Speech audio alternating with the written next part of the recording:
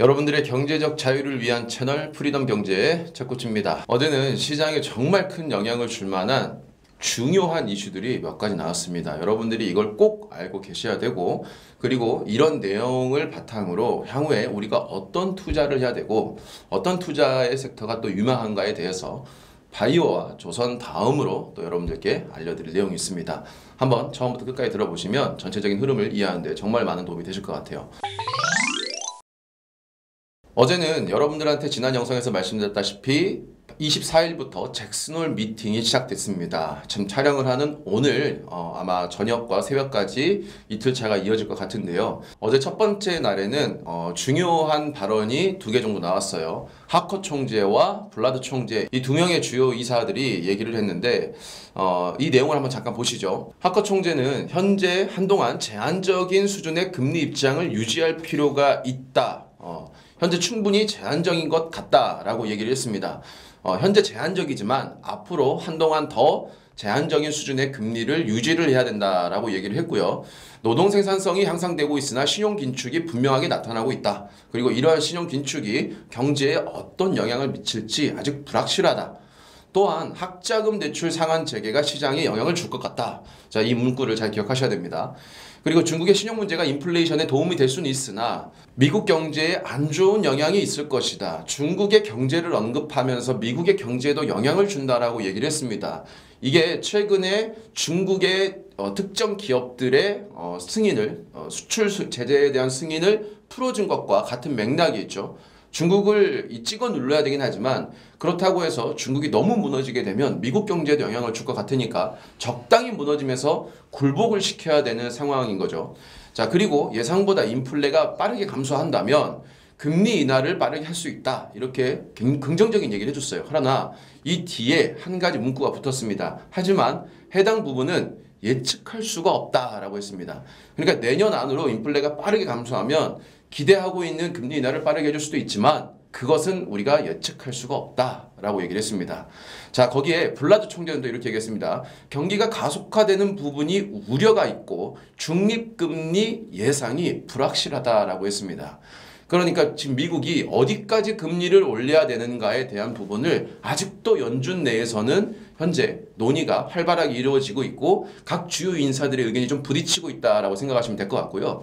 아마 오늘은 중립금리에 대한 어떤 명확한 이야기와 그리고 현재 인플레인 2% 목표치 타겟팅에 대한 어떤 변화의 이야기가 나오지 않을까라는 생각이 좀 듭니다. 이건 제가 조금 더 지켜보고 여러분들한테 영상으로도 알려드리고요.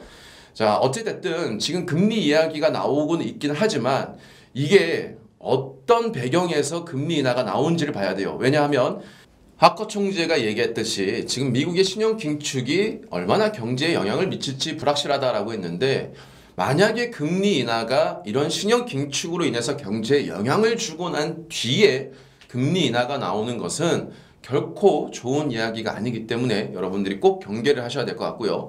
자, 여기에 어제 실업수당 청구 건수가 나왔는데 이게 예상치보다도 적게 나왔어요. 이건 여전히 미국의 노동시장이 타이트하다.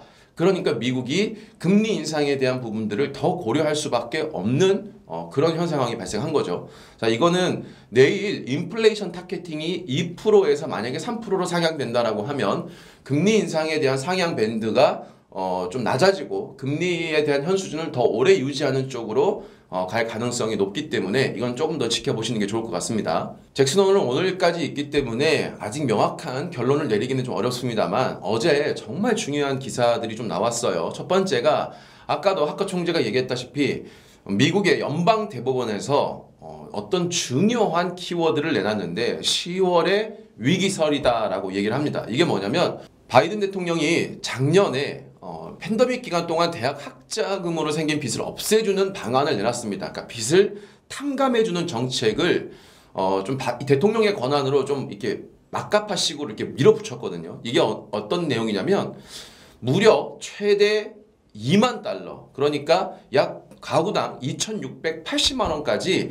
탕감에 대한 혜택을 준다라고 했는데 이게 전체 미국 전역으로 봤을 때 탕감 규모가 4천억 달러, 그러니까 우리나라 돈으로 한화로 534조 원에 이른다라고 합니다. 정말 천문학적인 비용을 탕감을 해주는 건데 그러면 이건 어디서 메꾸겠느냐? 당연히 미국 정부가 메꿔줘야 되겠죠.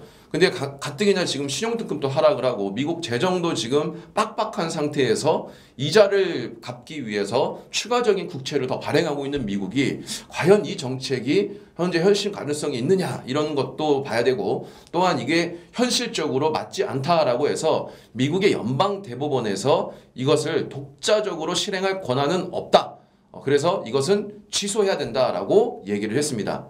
그래서 지금 어떤 문제가 생기냐면 당장 이제 이걸 기대하고 있던 학자금 대출을 갚아야 되는 인구들이 10월부터 다시 빚 갚기에 나서야 된다라고 하는데, 이게 우리가 그냥 단순히 아니 뭐 학생들 학자금 대출 갚는 게 뭐 얼마나 영향을 주겠어 라고 생각할 부분이 아닌 것 같아요. 이 규모가 꽤나 높은데요. 지금 현재 미국에서 18세에서 25세 미국인의 무려 절반 이상인 56%가 금융상품에 투자를 하고 있다라고 하고, 이게 평균 투자 금액이 무려 534만 원이라고 합니다. 그러니까 이거는 상당히 큰 규모죠. 자, 특히나 이게 주식만 있는 게 아니고요. 비트코인 같은 경우에는 전체 투자자의 4분의 3이 밀레니얼 세대, 그러니까 1981년부터 96년생이라고 합니다. 그러니까 지금 미국의 전역에 있는 젊은 사람들의 진짜 절반 이상은 무조건 다 비트코인이나 혹은 주식에 투자를 하고 있다고 보면 되고, 그 금액이 결코 작지 않다라고 생각하면 될 것 같고요. 이것 때문에 지금 현재 미국에서 CNBC에서는 이런 연방 대법원의 결정이 소비를 줄여서 경기를 위축시킬 수 있다라고 했고, 이 학자금 대출 이 재개로 가정당 이 평균 180달러의 비용이 이제 소비가 줄어들 것이다라고 현재 추산을 했다라고 합니다. 물론 이 젊은 세대들이 이렇게 투자를 많이 한 이유에는 좀 안타까운 현실이 있겠으나, 이것이 빚을 탕감해 준다는 걸로 인해서 더 많은 여유 자금으로 투자를 했는데, 이 탕감 정책이 다시 원래대로 이렇게 소위 말해서 다시 원상복귀가 되면서 돈을 갚아야 되면 당연히 투자했던 금액도 빼야 될 것이고 추가적인 투자도 어려워진다, 이렇게 보시면 될 것 같아요. 자, 놀라운 점은 미국의 대학 학자금 대출 규모가 무려 2016년도에는 1조 4,400억이었는데 지금 현재는 1조 7,700억 달러로, 그러니까 무려 3천억 달러가 증가를 했습니다. 3천억 달러가 증가를 했는데, 미국에서 지금 바이든이 탕감 규모가 4천억 달러니까 사실상 최근 몇 년간 늘어난 이 규모를 전부 다 탕감해 주겠다는 이야기거든요. 근데 이게 지금 쉬운 문제가 아닌 게 뭐냐면, 미국인들이 평소 학자금 대출에 허덕인다라고 하는데, 이게 학자금 대출로 빚을 지은 사람이 4,500만 명으로 거의 우리나라 인구에 육박을 하고요. 이 채무 금액만 1조 7,740억 달러, 2,380조 원으로 미국 전체 신용카드 빚의 9,860억 달러보다도 훨씬 더 많다고 합니다. 그러니까 미국 전체 신용카드에 대한 빚보다 미국의 학자금 대출에 대한 빚이 훨씬 크다는 거죠. 그래서 이 중에서는 이 학자금 대출의 채무 불이행에 빠진 사람만 무려 800만 명에 이른다고 합니다. 이 상황에서 무려 4천억 달러에 탕감을 해줄게 라고 해서 청년층들이 환호를 해서 그 돈을 가지고 막 투자를 했는데, 이게 웬걸? 이게 다시 원상복귀가 된 거예요. 그럼 이게 시장에 줄 영향이 결코 작지 않다라는 거죠. 여기에 앞서 모든 이슈들을 그냥 다 찍어 누를 수 있을 만한 더 충격적인 이야기가 나왔어요. 정말 여러분들한테 제가 전부터 여러 차례 언급을 드렸던 건데, 브릭스에서 사우디와 이란, 아랍에미레이트의 6개 국가의 가입을 승인했다고 합니다. 이건 정말 큰 이슈죠. 이 브릭스라는 것은 이 중국과 러시아가 필두로 해서 자원 부국들을 모은 브릭스 연합체인데, 이게 미국을 대항하기 위해서 만든 거죠. 근데 이 미국을 대항하기 위해서 만든 이 브릭스 연합체에 소속된 국가들을 보면 모든 주요 에너지원들을 가지고 있는 국가들이 속해 있습니다. 그리고 이 브릭스에 들어가려면 기존 국가들의 만장일치의 OK 사인이 떨어져야지만 가입이 되는데, 여기에 사우디와 이란, 아랍에미레이트 같은 국가들이 전부 다 들어갔다는 거죠. 승인이 됐습니다. 그래서 내용을 보면 내년 1월부터 정식 회원국으로 활동을 한다라고 하고, 현재까지는 브라질, 러시아, 인도, 중국, 남아프리카 공화국의 5개 국가의 모임으로 시작이 됐는데, 이번에 승인해 준 게 이란, 사우디아라비아, 아르헨티나, 이집트, 에티오피아, 아랍에미레이트의 국가들을 승인해 줬다는 거죠. 자, 여기에 기존 국가들은 브라질, 러시아, 인도, 중국, 남아프리카 공화국이고요. 현재 여기에 추가적인 국가들이 신청을 해놓은 게 16개국인데, 이 국가들을 보면 베네수엘라, 말레이시아, 거기에 쿠바, 벨라루스 같은 반미의 성향이 강한 국가들이 대거 포진해 있어요. 기존 국가에서도 친미에서 반미로 돌아서고 있는 사우디아라비아 혹은 아랍에미레이트 같은 국가들도 원래 친미였던 이 국가들이 여기로 들어간 거고, 기존에 어떤 반미에 좀 강했던 브라질, 러시아, 뭐 중국 이런 국가들도 여기에 메인 국가로 있다 보니까 이건 정말 완벽하게 미국과 싸우기 위한 국가들의 연합체가 탄생을 했다라고 봐야 될 것 같습니다.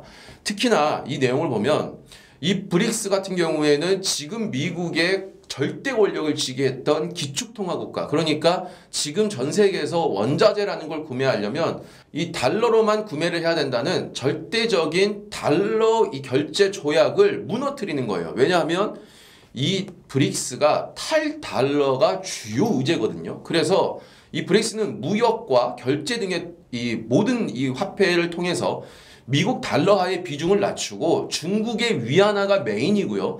그 외에 소속된 국가의 각국 통화 비중을 늘리는 방안을 지금 현재 주요 의제로 가지고 있는 연합체죠. 그러다 보니까 이게 왜 정말 중요한 영향이냐면 미국 입장에서는 이제 자신들의 절대 권력을 유지하려면 이 브릭스란 연합체를 무너뜨리거나 혹은 이 브릭스의 연합체의 메인 국가인 중국을 무너뜨릴 수밖에 없어요. 이것은 미국 입장에서는 필수 불가한 선택을 할 수밖에 없는 상황인 것이고요. 그러면 중국을 무너뜨리기 위한 행동에 현재 미국이 할 수 있는 가장 현실적이고 효과적인 것은 강력한 금융시장의 압박으로 중국을 무너뜨리는 거예요. 그건 지금의 현재 나오고 있는 경제 배경과 무관하게 미국이 강력한 금리 정책을 할 수가 있다라는 거죠. 이걸 가만히 놔두면 패권국의 지위가 무너지고 전 세계 질서가 다시금 새롭게 개편되는 거기 때문에 역사적으로 어떤 권력을 가진 국가들이 이런 것들을 가만히 두고 본 적이 없었다라는 게 사실은 좀 무서운 현실을 좀 걱정할 수 있을 만한 내용이다, 이렇게 보시면 될 것 같고, 이와 관련된 거는 제가 나중에 따로 영상을 한번 또 제작을 하겠습니다.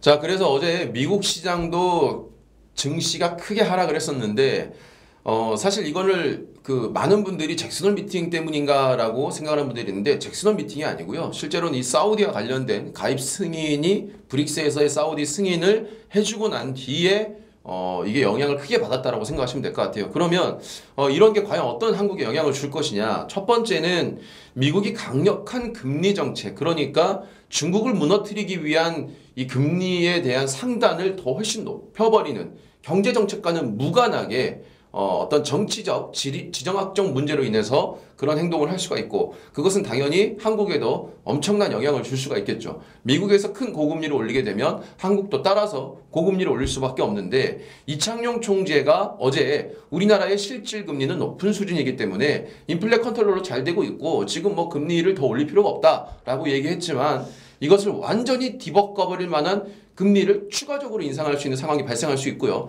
그런 고금리는 시장에 엄청난 침체를 주기 때문에 실물 경제 또한 급격하게 무너질 수가 있다라는 겁니다. 자, 거기에 또 한 가지를 보자면 지금 이 브릭스 연합체는 에너지 연합국이거든요. 쉽게 얘기하면 에너지 연합국이에요. 그런데 이 에너지 연합국에 또 반대되는 게 차세대 에너지예요. 쉽게 얘기해서 2차 전지부터 뭐 수소, 뭐 신재생 에너지라든지 차세대 에너지인데, 과연 이 브릭스 같은 연합체가 이런 어떤 미래 에너지를 발전하게 그냥 냅둘 것이냐. 자기들이 가지고 있는 거는 구에너지에 대한 패권이고, 거기에 중국 같은 경우에는 새로운 에너지에 대한 2차 전지와 관련된 원자재를 거의 세계에서 독점하고 있는 국가다 보니까 이들이 어떤 권력을 가지고 있다고 보거든요. 구에너지와 미래 에너지를 모두 가지고 있기 때문에 미래 에너지에 대해서도 얼마든지 자기들이 좀 발전 속도를 늦추게 할 수도 있어요. 그러면 우리가 알고 있는 새로운 기술과 관련된 업종들의 상당한 부진도 이어질 수가 있다는 거죠. 그러니까 여러모로 한국에도 정말 안 좋은 영향을 미칠 수가 있다. 한국뿐만 아니라 전 세계도 그런 영향을 미칠 수가 있고요.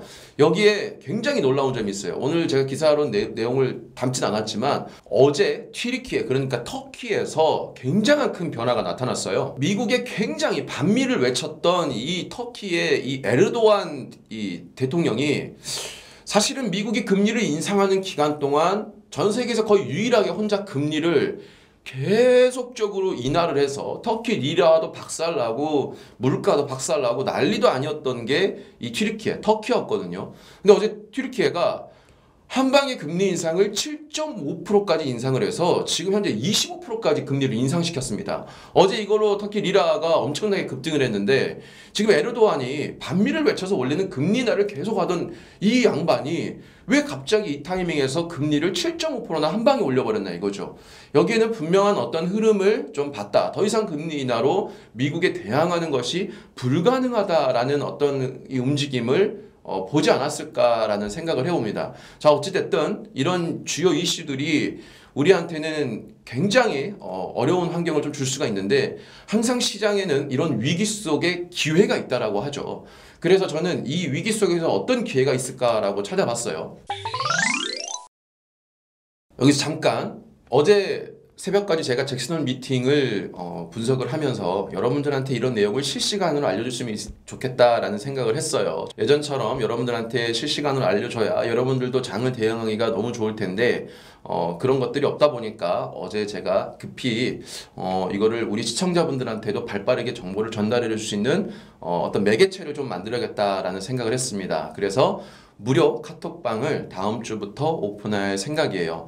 사실은 멤버십에서 해야 될 서비스인데 아직 멤버십이 오픈되어 있지 않았기 때문에 여러분들한테 무료 카톡방으로 시장에 대한 아주 즉각 분석된 내용 그리고 각종 산업과 관련된 내용들을 여러분들한테 제가 함께 소통하면서 알려줄 수 있는 방을 개설할까 합니다. 그래서 이 새로운 방은요, 여러분들이 다음 주 월요일부터 가입을 할 수가 있고 그리고 영상 하단에 링크를 걸어둘 테니까요. 해당 링크를 보고 들어오셔서 저의 시장에 대한 분석과 어떤 정보에 대한 내용들을 함께 얻어가시면 좋을 것 같습니다.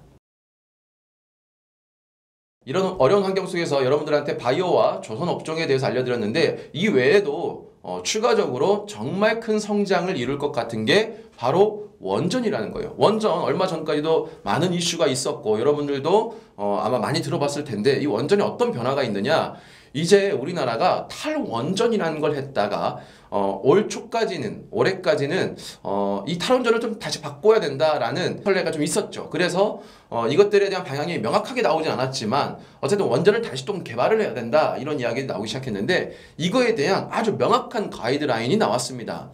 지금 현재 새로운 산업부 장관 후보자인 박문규 후보자가 이렇게 얘기를 했습니다. 장관으로 취임하게 되면 수출 총력을 증대시키고 첨단 산업 육성과 한미일 산업 협력 강화 그리고 원전 생태계 복원 조기 완성 그리고 이에 따른 필요한 구조조정과 투자를 막고 있는 규제를 철폐를 속도감 있게 추진하고자 한다라고 했습니다. 자, 원전 생태계 복원 조기 완성에 투자를 막고 있는 규제 철폐를 속도감 있게 추진하겠다. 자, 이거는 엄청난 이야기죠. 여기에 여러분들이 이 이야기를 한번 보시면 될 것 같아요. 시장에서는 아직 특별한 이슈가 되지 않았는데 원전 확대 기조가 뚜렷해진 게 바로 전 세계인데 이 국가들을 보면 여러분들이 놀라울 겁니다. 영국이 2050년까지 최대 원전을 8개를 건설 계획 중에 있고요. 스웨덴은 탈원전에서 유턴을 해서 20년간 원자로 10기 건설을 목표로 하고 있고 핀란드는 41년 만에 신규 원전 가동을 시작했고요. 이게 무려 유럽의 최대 규모라고 합니다. 프랑스 또한 35년까지 원전 6기를 건설 계획이 있고 폴란드도 지난달 자국 첫 원전 건설을 승인했고요.